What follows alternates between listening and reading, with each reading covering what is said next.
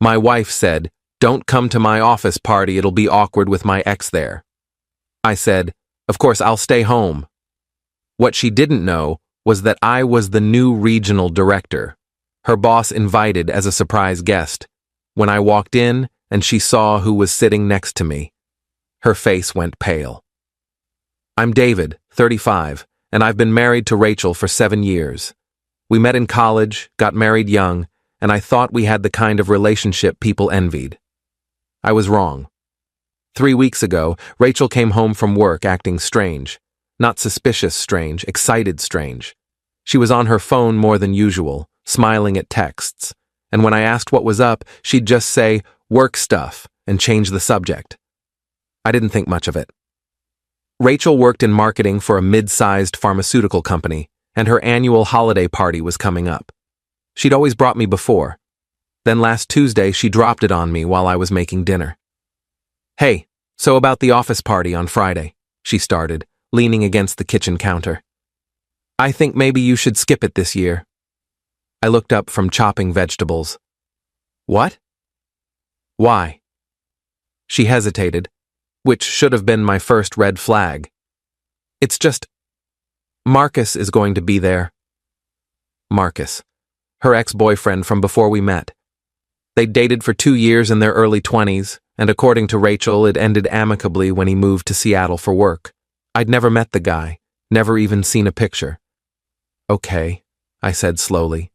And I just think it would be awkward. You know how exes at work events can be.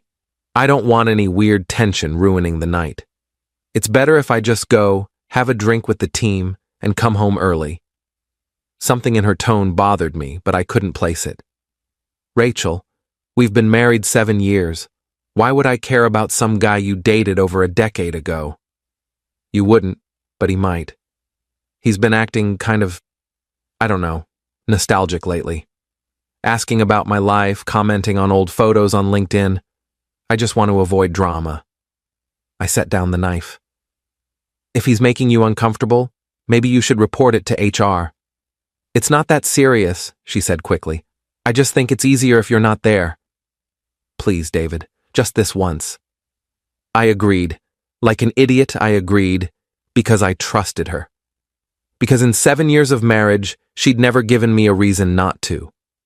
What Rachel didn't know was that 2 months earlier, I'd been quietly headhunted for a regional director position at her company. The offer came through a recruiter, and I'd gone through 3 rounds of interviews with corporate, not the local office where Rachel worked. I'd accepted the position and was scheduled to start the Monday after the holiday party. The CEO himself had invited me to the party as a surprise introduction to the regional staff, including Rachel's department. I hadn't told Rachel yet because I wanted to surprise her. I thought she'd be thrilled. I should mention, I'd been working remotely for a tech consulting firm for the past 4 years, so Rachel had no idea what my day-to-day looked like anymore. She knew I was interviewing for local positions, but I'd kept the details vague because the job market had been tough and I didn't want to get her hopes up. Friday night arrived. Rachel spent 2 hours getting ready, which wasn't unusual for her, but she was more meticulous than normal. She wore a black dress I'd never seen before, not inappropriate, but definitely more form-fitting than her usual work attire. She kissed me goodbye, told me not to wait up, and left. I waited an hour, then got dressed myself. I'd kept the whole regional director thing completely under wraps, even from our friends. The CEO had sent a car for me, and I arrived at the hotel venue around 8:30. The party was in full swing when I walked in. The CEO, Richard Chen, spotted me immediately and waved me over to the executive table. That's when I saw him, Marcus, sitting right next to where Richard was gesturing for me to sit. Richard introduced us, explaining that Marcus was the new VP of Sales, just promoted last month after relocating back from Seattle. Marcus shook my hand, completely unaware of who I was. Why would he be? Rachel and I had different last names. She'd kept her maiden name for professional reasons. "David's going to be our new regional director for operations," Richard announced to the table. "Starts Monday. Thought it would be good for him to meet everyone tonight. Marcus smiled. Great to have you, man. You're going to love the team here. Really solid people. I made small talk while scanning the room for Rachel. I spotted her near the bar with a group of coworkers, laughing at something someone said. She hadn't seen me yet. Then Marcus's phone buzzed. He glanced at it and smiled, before typing a response. Something about the way he did it made my stomach turn. Your wife here tonight? Richard asked Marcus casually. Divorced, actually, Marcus said. 2 years now, but I'm working on something promising. He glanced toward the bar and I followed his gaze, straight to Rachel. My blood went cold. Oh yeah, Richard said, oblivious to my reaction. Anyone I know? Marcus lowered his voice conspiratorially. Let's just say I'm rekindling an old flame. We dated years ago before she got married. Her husband's some tech guy who works from home, barely pays attention to her. She's been receptive. I don't remember the next few seconds clearly. I remember my hands gripping the edge of the table. I remember Richard saying my name. I remember standing up. And then I remember walking toward the bar with Marcus following behind me, still talking. Rachel saw me when I was about 10 feet away. Her face didn't just go pale. It went white, pure, bloodless white. Her drink slipped from her hand and shattered on the floor. David? Her voice was barely a whisper. Marcus stopped mid-sentence when he realized where I was heading. Wait, do you know Rachel? I said calmly. I don't think you've met Marcus. Oh wait, I'm sorry. You have. He was just telling me about the old flame he's been rekindling. I turned to Marcus. The married one, with the tech husband who works from home. I watched the realization hit Marcus like a truck. His eyes went wide, flicking between Rachel and me. No, he said. No, you're David? Regional Director David, I clarified. Your new boss's new boss, actually. Starting Monday. Rachel's co-workers had gone silent, forming an accidental circle around us. Someone had turned down the music. David, please, Rachel started, reaching for my arm. It's not what you think. Really? I pulled out my phone and opened it to our text thread. Because you told me to stay home so it wouldn't be awkward with your ex. But Marcus here just told me you've been receptive to his advances. Which one of you wants to fill in the blanks? Marcus held up his hands. Look, man, she told me the marriage was basically over. That you two were living separate lives and she was planning to leave. I looked at Rachel. Is that what you told him? Her silence was answer enough. We've been texting for 6 weeks, Marcus continued, apparently deciding honesty was his best play now. Since I got back to town. She said you didn't pay attention to her anymore, that you were always working, that she felt alone. 6 weeks, I repeated. So right around the time I told you I was interviewing for local positions because I wanted to be more present in our marriage. Rachel's eyes filled with tears. David, I'm sorry. I didn't mean for... We haven't actually done anything. It was just talking, just texting.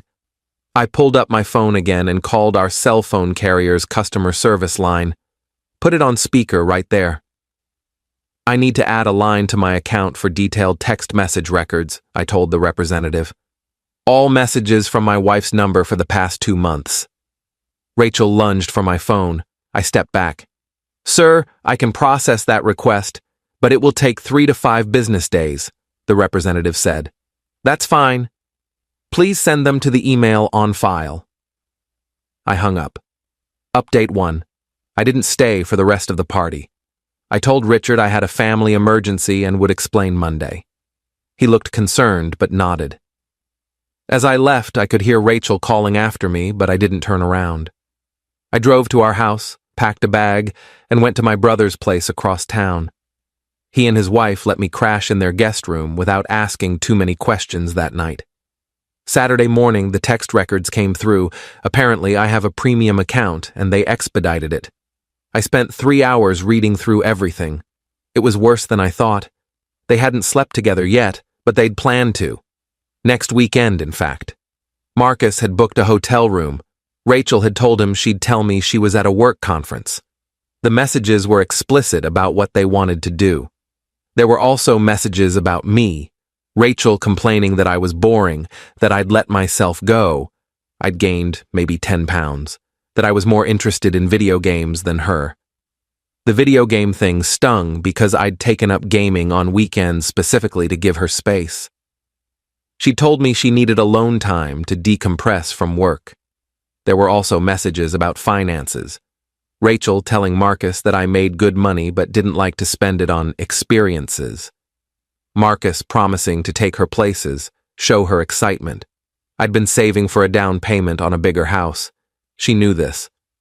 We'd talked about starting a family next year. I forwarded the entire PDF to my email and my lawyer's email. Yes, I already had a lawyer. I'd called one Friday night. Sunday afternoon, Rachel showed up at my brother's house. My sister-in-law answered the door and told her I didn't want to see her. Rachel broke down crying on the porch, saying it was all a mistake, that she'd been confused, that she loved me.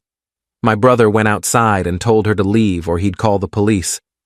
Monday morning, I showed up to my first day as regional director.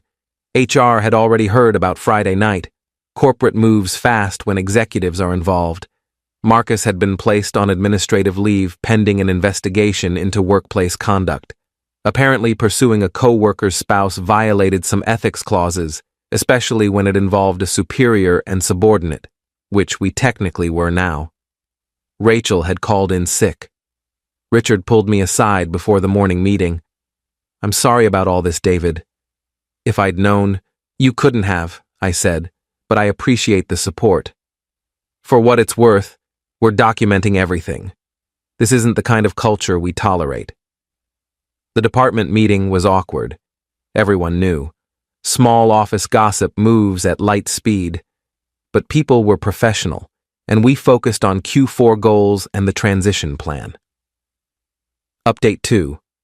By Tuesday, Rachel had blown up my phone with over 100 messages. I blocked her number and communicated only through my lawyer. She'd moved back to her parents' house. Her mother called me and actually apologized, said she'd raised her daughter better than this. Wednesday, Marcus was terminated. Not because of the affair exactly, but because during the investigation, they found he'd been falsifying expense reports and billing personal travel to corporate. The affair had just triggered the deep dive into his activities. He called me from a random number Wednesday night, drunk, blaming me for ruining his life. I recorded the call and sent it to my lawyer. Thursday, I filed for divorce. Pennsylvania has a no-fault option, but I filed fault-based on adultery just to make it clean. My lawyer said the text records were more than sufficient evidence. Friday, 1 week after the party, Rachel showed up at my new office. Security called me before letting her up. I told them to send her away. She waited in the parking lot for 3 hours until I left work, cornered me at my car. "David, please," she said. She looked terrible. Hair unwashed, dark circles under her eyes. I made a mistake. I was flattered by the attention. I felt invisible in our marriage, and Marcus made me feel seen. I was working toward a promotion so I could be home more, I said quietly. I was saving money so we could buy a house and start a family. I played video games on weekends because you told me you needed space. Every single thing you complained about to Marcus was something I was doing for us or because you asked me to. "I know," she sobbed. "I know that now. I was stupid. I got caught up in the fantasy of it. You told him our marriage was over. You planned to cheat on me in a hotel next weekend. You complained about my body, my hobbies, my spending habits, all while I was trying to build a future for us. I'll do anything," she said. "Therapy, counseling, whatever you want." "I want a divorce," I said, "and I want you to stop showing up places I am. Next time, I'm filing a restraining order." I got in my car and left her standing there. Update 3. It's been 3 weeks since the party now. The divorce is moving forward. Rachel's lawyer tried to argue for reconciliation mediation, but my lawyer shut it down with the text evidence. Rachel got moved to a different department at work. Corporate decided it was best for everyone. She's no longer under my regional oversight, which is good because I don't want to see her. Marcus moved back to Seattle. Apparently his ex-wife heard about why he got fired and revoked his visitation with their kids pending a custody review. Turns out he'd been cheating on her too, which she'd suspected but never proven until now. I ran into one of Rachel's co-workers at a coffee shop yesterday. She apologized for not saying anything sooner, but apparently Rachel and Marcus had been pretty obvious at work. Long lunches, closed-door conversations, lingering touches. Everyone had assumed I knew and didn't care. That hurts in a different way. The humiliation of being the clueless husband. My brother asked me last night if I felt guilty about Marcus losing his job. I don't. He lied on expense reports. He pursued a married woman while in a position of power. He would have slept with my wife if I hadn't walked into that party. Final update. It's been 2 months. The divorce was finalized last week. Rachel didn't contest it. She signed everything my lawyer put in front of her. I kept the house. Rachel took her car and half the savings. Her lawyer argued she was entitled to it despite the adultery, and I didn't have the energy to fight. I make good money now anyway. The regional director position has been intense, but rewarding. Rachel sent me a letter last week. Not through lawyers. An actual handwritten letter delivered to my office. I almost threw it away without reading it, but curiosity got the better of me. She apologized. Said she'd started therapy and realized she'd been chasing validation in all the wrong places. Said she'd built up resentment over small things instead of communicating with me. Said Marcus had love-bombed her with attention and promises, and she'd gotten swept up in feeling desired again. She ended it by saying she hoped I found someone who appreciated me the way I deserved. That she'd always regret what she threw away. I filed the letter away. Maybe someday it'll matter to me. Right now, it doesn't. I'm doing okay. Better than okay, actually. Work is good. I joined a gym. Not because of Rachel's comments, but because I wanted to. I've been dating a little. Nothing serious. Taking my time. The regional director title has been good for me. Turns out I'm good at leadership. Richard mentioned a VP track in a year or two if I keep performing. Sometimes I think about that moment at the party when Rachel's face went pale. The instant she realized she'd been caught, that her careful planning had imploded, that the husband she'd written off was about to become her boss's boss. I don't take pleasure in her pain, but I won't lie. There was justice in that moment. Not revenge, just truth. She'd built this elaborate lie, and it collapsed in the worst possible way. I'm not bitter. I'm just done. Edit 1. A lot of people have asked if I knew something was wrong before the party. Honestly, no. Rachel was a good liar. The only thing that seemed off was her being on her phone more, but she worked in marketing. She was always on her phone. Edit 2. To answer the question about whether the job offer was real, or if I took it just to catch her, it was completely real. The timing was pure coincidence. I'd been interviewing for 2 months before they made the offer. I had no idea about Marcus until that night. Edit 3. Marcus tried to add me on LinkedIn last week. I declined.